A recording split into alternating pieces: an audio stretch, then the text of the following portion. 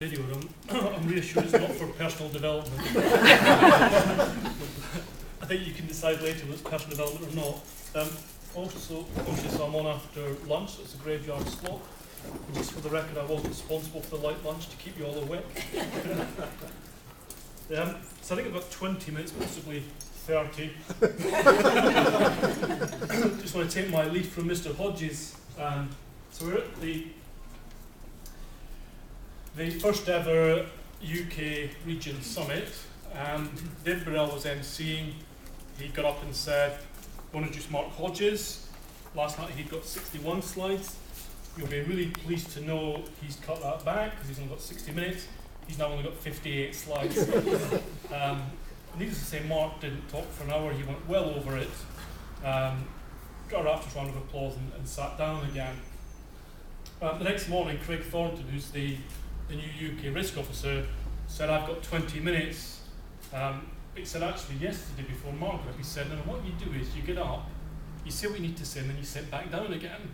And Craig said, I thought he was just joking until he was up for like an hour and a half yesterday with 58 slides. So I'm going to try and stick to my 20, 30 minutes, but I'm probably going to get up, say what I need to say, and I'll sit back down again. And don't worry, no rapturous round of applause needed. So, it was yellow on my slides.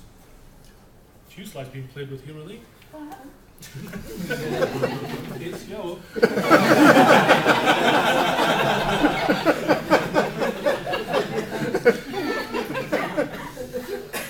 Right, so it was 2 weeks ago, the first UK Region Summit. So GI people, life people, UK commercial, ambassadors from around the globe who come and hear what's happening in the UK, and we get to ask them what's happening in their area. And it was the first time we'd ever got together, 3-day conference, and it sort of reminded me when we first got together, which was, well, we sort of knew each other a bit, we'd had some names, knew some faces, but didn't really know each other. But actually, as we got to know each other better, we realised we've got a lot of history, a lot of common values, a lot of common goals, things that we're trying to achieve. And I felt the conference was a bit like that journey condensed into 3 days, which was the guys from GI that I don't know actually, similar sort of issues day in, day out, and a lot of common goals, a lot of values in terms of what we're trying to achieve. And actually, I found it really moved us on quite a lot as a UK business. I'll take care of what's being recorded, don't I? The thing was creating breakthroughs, and we did spend a lot of time on that, and it would take 20 minutes of motivational speaking, which I can't do to really do breakthroughs justice.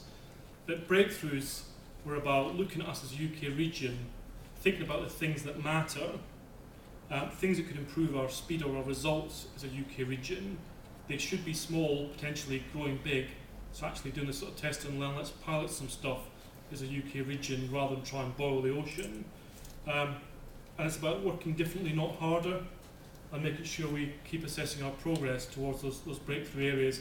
And that was contrasted to, our typical way of working is, well, we care a lot about things, we talk a lot about it, we plan it, and then hopefully it does happen. So breakthroughs is about, let's just take some stuff and get going with it.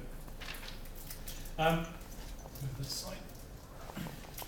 So in terms of what I'm going to try and cover, Mark Hodges, I did a view from the top, so the UK Chief Exec. Catherine Riley talked about UK Commercial, and Toby and Dave McMillan talked about life in GI 4 months into the job.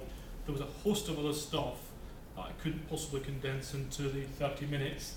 So it's 3 days, 134 slides, and I'm going to cover 25 slides in 30 minutes. So there's a lot more we can do.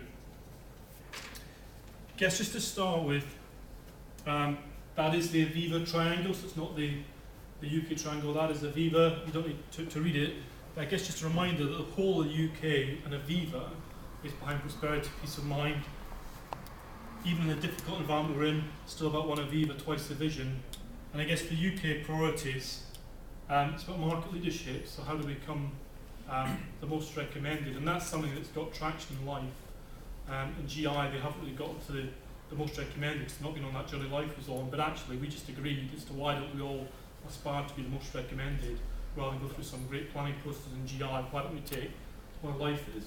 The UK, addressing the legacy, transforming the business. I'll touch on some of that stuff, just go through the slide deck. Looking at UK synergies and exploiting capital for the group. Those are the things that effectively sit in the Aviva strategy that we contribute to. So, just a little bit, how's Aviva doing?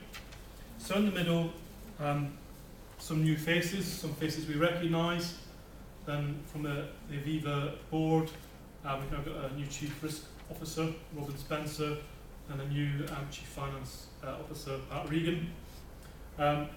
Some things doing around Europe, which you don't need to read, but very much in terms of what Andrew Manetta is leading in terms of how do we create a European region and make it work like a region rather than lots and lots of different businesses. That's got real traction. And linked to that was really taking the bold step that says, actually, you know what, Delta Lloyd's got some things about it that are different, some things in the way it's governed, that actually the right answer for Delta Lloyd and for Aviva is to do a partial float on it. Departed from Australia, recognising we couldn't really get scale and traction there. And there's some things, I guess, that we might recognise more. So the Protection Free Life Cover Initiative, you know, got good traction in the market, quite a great innovative thing for us to do. Wagner paying out the windfall and the rebrand were big things in the UK. So actually quite a lot of things happening. And as a business, I guess Mark made the point that we keep delivering to our commitments. We keep doing things in the market. There is a bit of a lag for the market to notice the good things you're doing and for you to get credit for that. You know, and I think there's a degree of that with the share price, which is, even though the market's depressed, we still need to build that traction, and people need to see that we are delivering on our strategy and moving it Aviva forward.